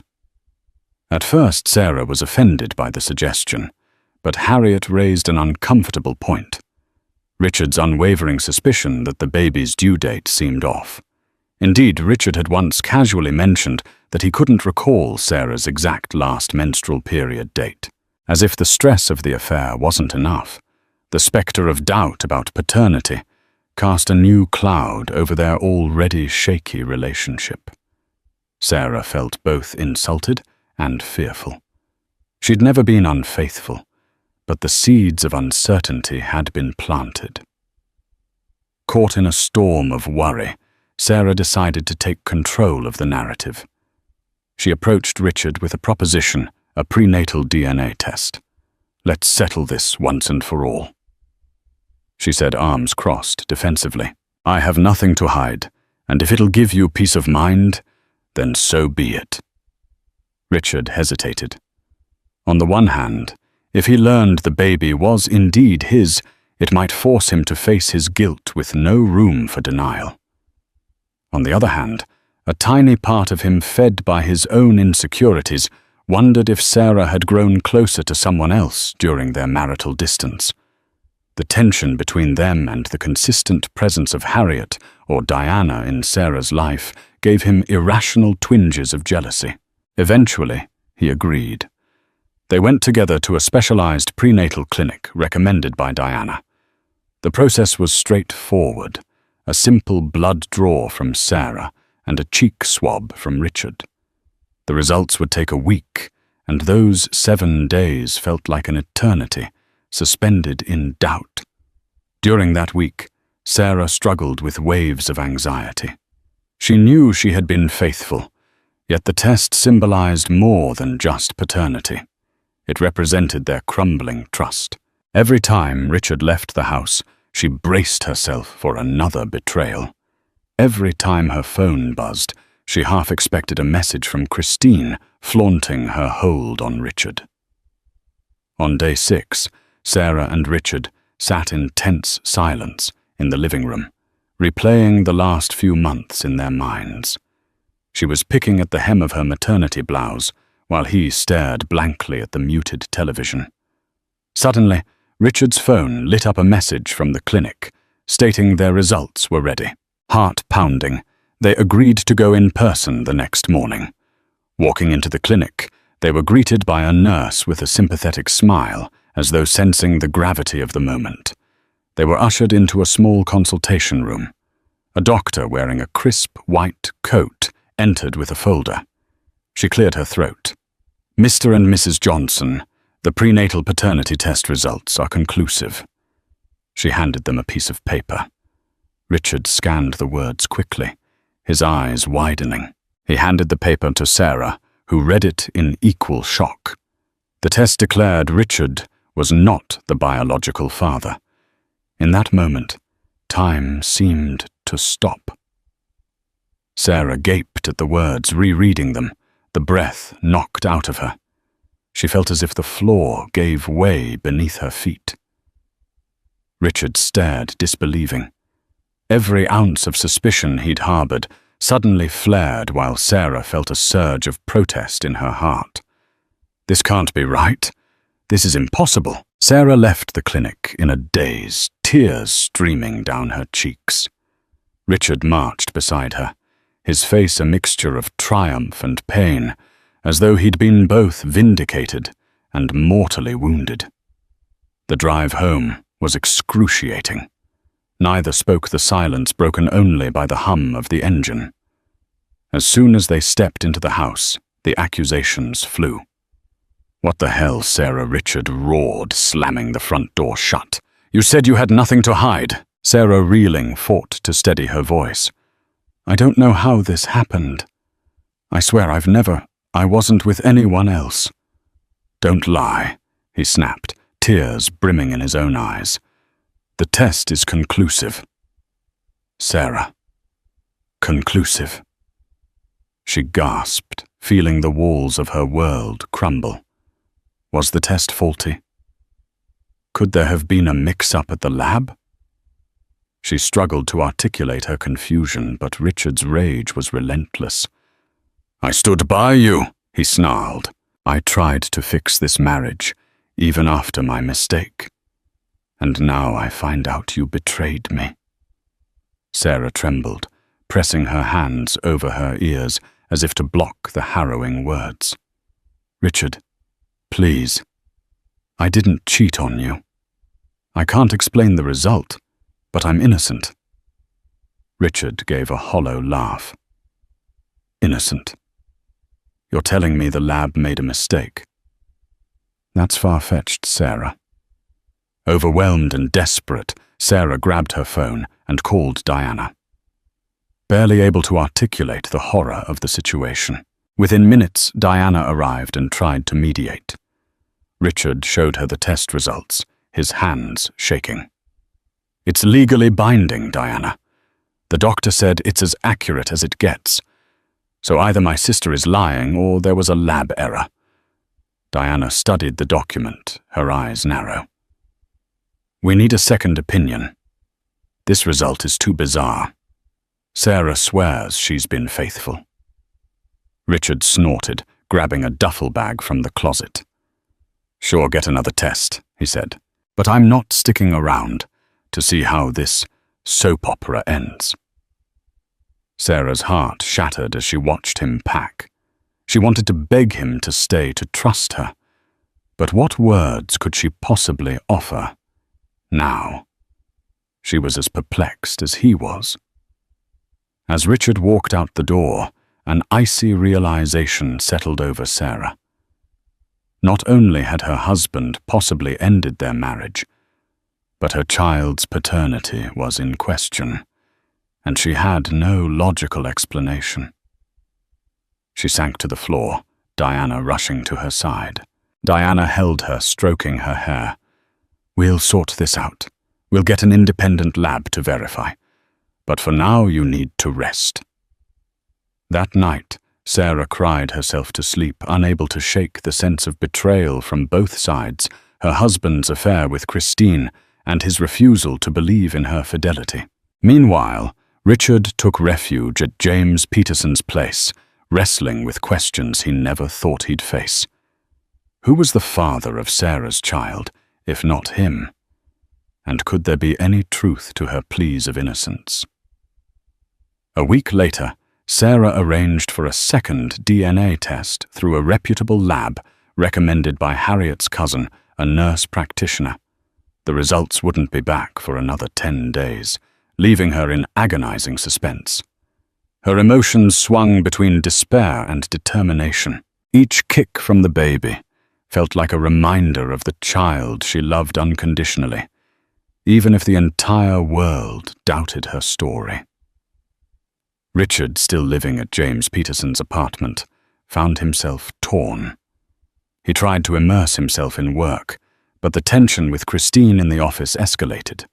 She cornered him in the break room one afternoon, eyes filled with curiosity and concern.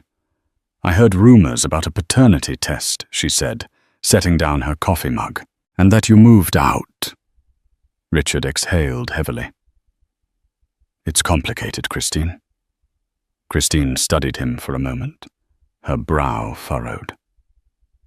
"Look, I'm not here to guilt you, but if you need someone to talk to, I'm willing." He gave her a tired look, recalling how her presence had once offered an escape. Now it just reminded him of everything unraveling in his life. "Thanks, but I'm fine," he said, turning to leave. During his solitude, Richard spent a lot of time reflecting on his marriage. Memories of Sarah's radiant smile at their wedding, the first time they heard the baby's heartbeat, and the countless moments of shared happiness haunted him. He'd betrayed her first, yet now he felt equally betrayed, his trust shattered by a lab result. Still, a small voice whispered, "What if she's telling the truth?" Unsure of what he wanted, Richard called Sarah one evening.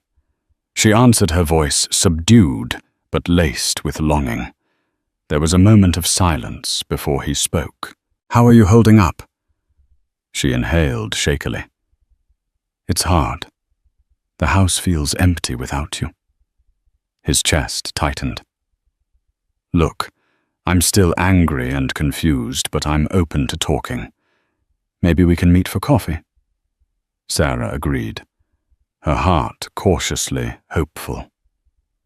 They decided on a small cafe, Le Petit Rose, the place where they'd had their first date. The next day they sat across from each other, the gentle hum of other patrons providing a comforting background. Sarah broke the ice. "I appreciate you meeting me. I know things look bad, but I promise I've been faithful. I'm just as baffled by the test result." Richard stared into his coffee. "I don't understand, Sarah. If the test says I'm not the father, how can it be wrong? But a part of me wants to believe you." She reached out and placed a trembling hand over his.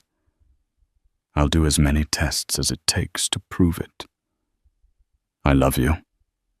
I never stopped loving you, even after everything." His eyes glistened with emotion. "I'm sorry for what I did with Christine. But this baby, if it's not mine, how do we move forward?" Sarah's voice quavered with desperation.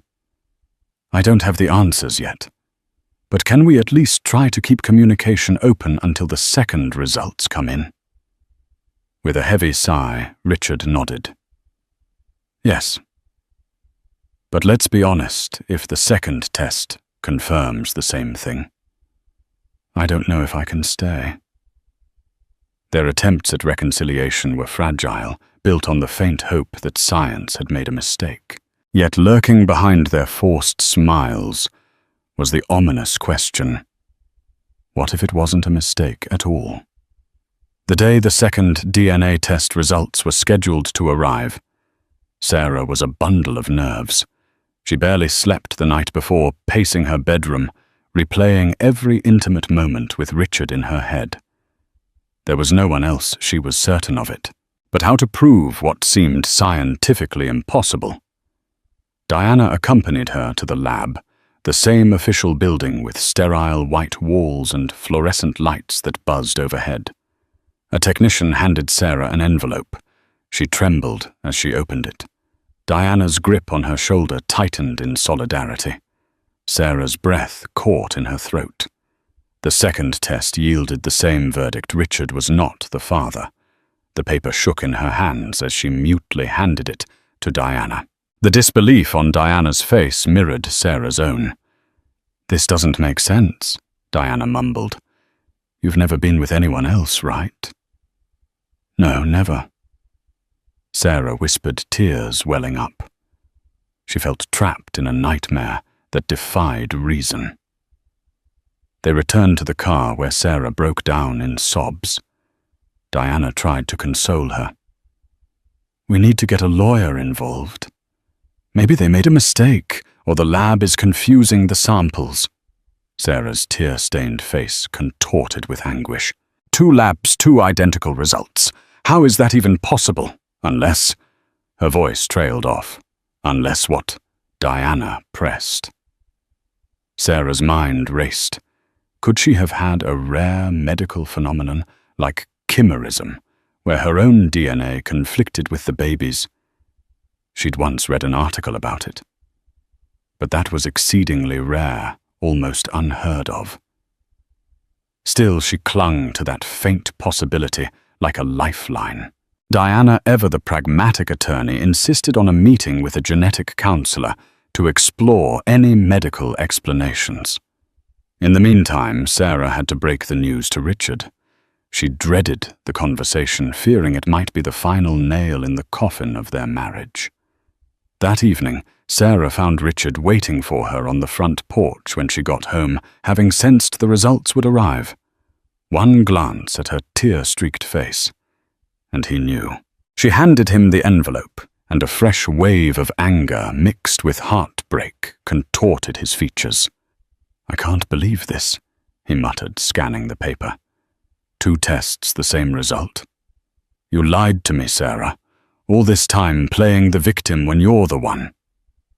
He stopped himself, as though speaking further might break him completely. She grabbed his arm, her own tears flowing. "Richard, I swear I didn't cheat on you. I don't know what's happening, but I'm going to find out. Please just give me time." He jerked away, eyes blazing. "Time for what?" "To concoct another story I tried to reconcile. I tried to believe you. But facts are facts." She sank to her knees, sobbing in the twilight glow that bathed the porch. "I'm telling the truth," she whispered desperately. For a moment, Richard hesitated, torn between compassion and betrayal. Finally, he let out a strangled sigh. "I'm sorry, Sarah. I can't do this anymore." He walked away, leaving Sarah crouched on the wooden boards, her heart cracking open. The only consolation, the faint flutter of the baby in her womb. Little did either of them know the biggest twist was yet to come. The rain had started just before dawn. Light at first, then heavier, soaking the city in grey melancholy. Sarah sat by the window, cradling her swollen belly, staring out at the wet streets that reflected a world just as muddled as her thoughts. A week had passed since the second paternity test had crushed her, with the same unbearable result. Richard is not the father. But how could that be? She hadn't been with anyone else.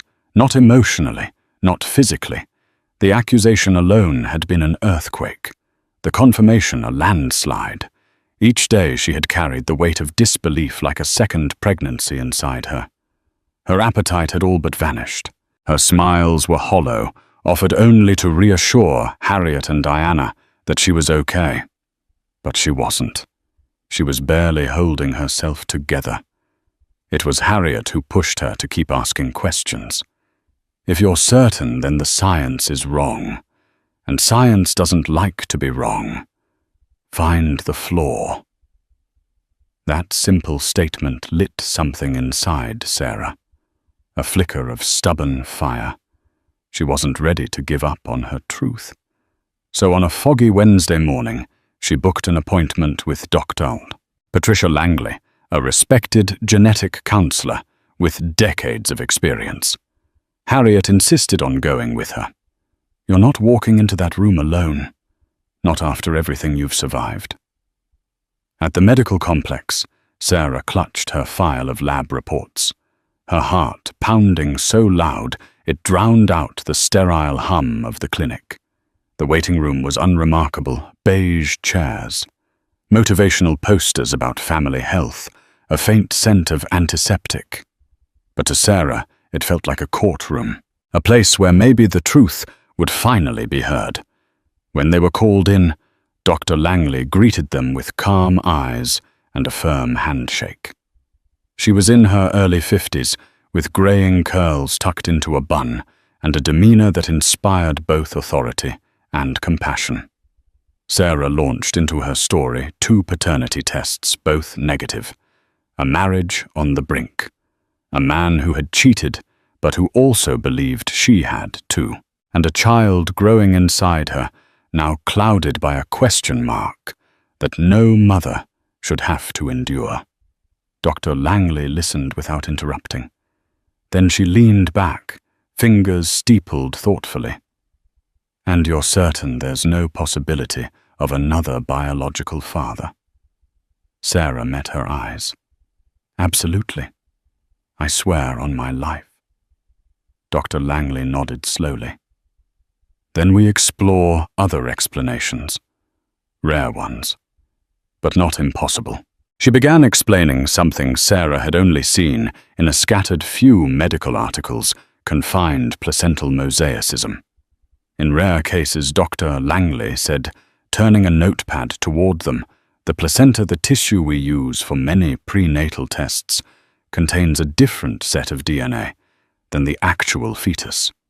So a test done on maternal blood or placental DNA can misidentify paternity. It's not the norm, but it's been documented." Sarah's breath caught. "You're saying the test could be wrong? Not because the lab made a mistake, but because my body gave them the wrong sample." "Precisely," Dr. Langley replied.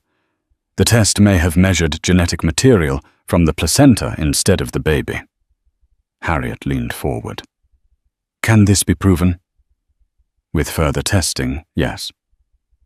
But the most definitive answer would come after birth from a postnatal paternity test directly on the baby's blood." Sarah felt a jolt of hope so strong it nearly knocked the breath from her lungs. Finally, something that made sense. Something she could fight with. She clutched her belly, her baby kicking softly against her hand, as if he too understood that a truth long buried was beginning to surface. The rest of the appointment blurred into instructions: what labs to visit, what tests to order, which specialists to loop in.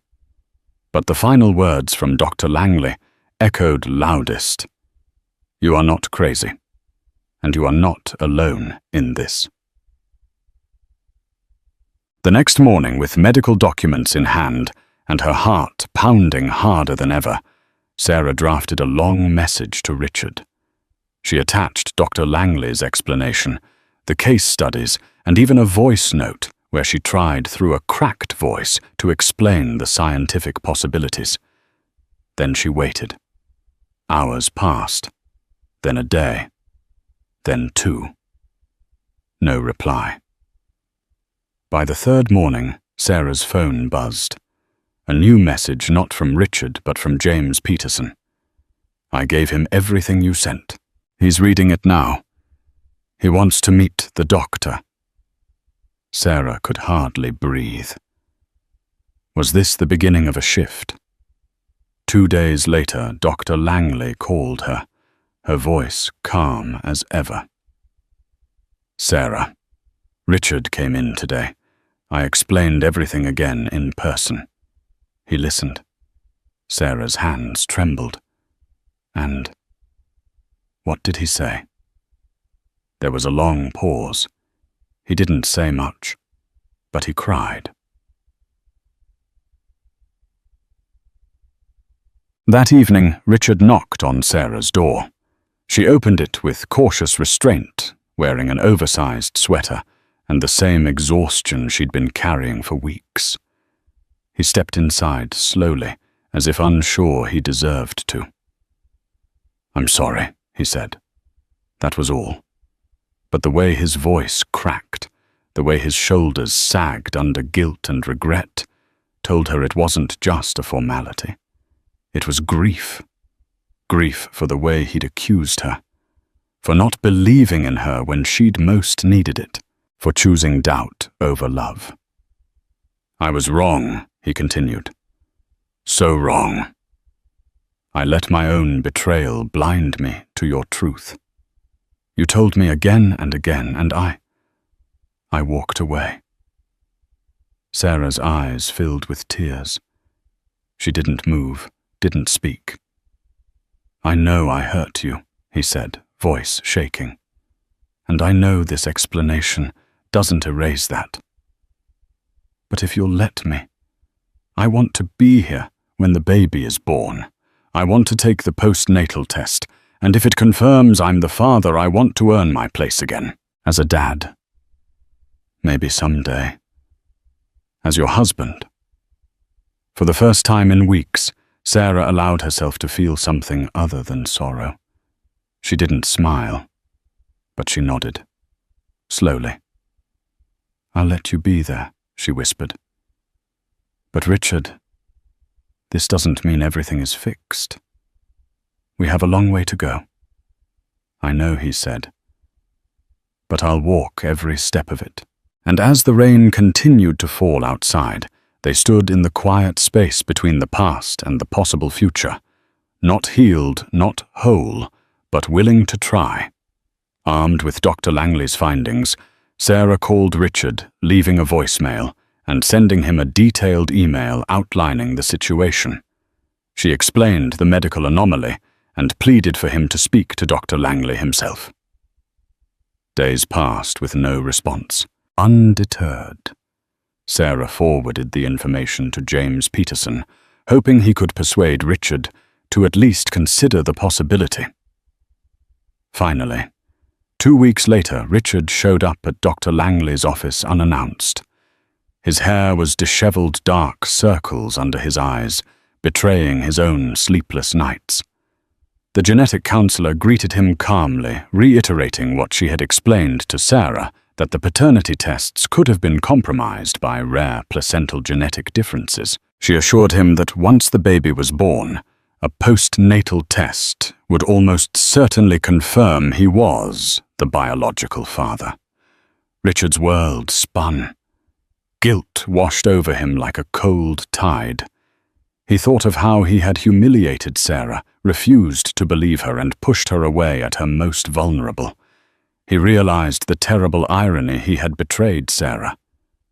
Yet he'd accused her of the ultimate betrayal, compounding her pain. That evening, Richard drove to the house they once shared. Sarah stood by the living room window, arms wrapped protectively around her baby bump. As he entered, she stared at him, uncertain whether to brace herself for more heartbreak or cling to hope. "I spoke to Dr. Langley," he said quietly. She explained everything. Sarah's eyes welled with tears, but she fought to keep her voice steady. "So you believe me now?" He nodded, anguished. "I'm so sorry for everything. The doubts, the accusations. I don't know. Angry. Confused. And all along I was the one who actually wronged you." She closed her eyes, tears slipping down her cheeks. "You broke my trust, Richard. You and Christine. And then you left when I needed you most." He moved closer, hesitantly, taking her hand. "I know. I don't expect this to be fixed overnight. But if there's any chance of rebuilding, of starting fresh for the sake of our baby, I'm begging for it." Sarah studied the desperation in his eyes. She thought of the endless nights she'd cried alone, the heartbreak she endured while pregnant. Could she forgive him? Could they rebuild their lives on the ashes of betrayal? "I need time," she whispered. "I need you to show me you've really changed." Richard nodded, tears in his own eyes. "I will. Whatever it takes." In the months that followed, Richard underwent individual therapy to confront the root causes of his affair. They also attended couples counseling, facing their problems head-on rather than burying them under resentment. Christine Monroe requested a transfer to another branch of Allen & Myers, seeking a fresh start. Her departure cleared some of the tension at Richard's workplace, though the guilt would linger for both of them. Finally, the baby arrived, a beautiful boy. They named Daniel. The moment Richard held his son for the first time, tears of joy and regret mingled on his face. A postnatal paternity test confirmed beyond any doubt that Daniel was indeed Richard's child. It was a bittersweet vindication for Sarah. They weren't magically healed. Rebuilding trust was a gradual, painstaking process. Late-night arguments still flared old wounds, still ached, but a mutual determination to move forward for the sake of Daniel guided them. Some days they felt the old spark of love that had once brought them together. Other days they wrestled with ghosts of betrayal. Yet in their child's innocent smile, they found a reason to keep trying. And so their life carried on, not as the immaculate suburban fairy tale Sarah once envisioned, but as a more complex tapestry, woven from heartbreak, hard truths, and hope.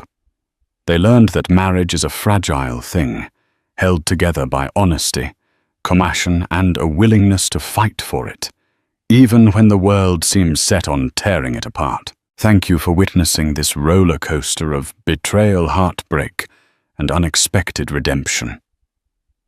Sarah's ordeal reminds us that even the strongest relationships can be tested by deception, doubt, and cruel twists of fate. Richard learned the hard way that straying from trust can unravel everything you hold dear. Meanwhile, Sarah discovered that love, though resilient, requires constant nurturing and unwavering honesty.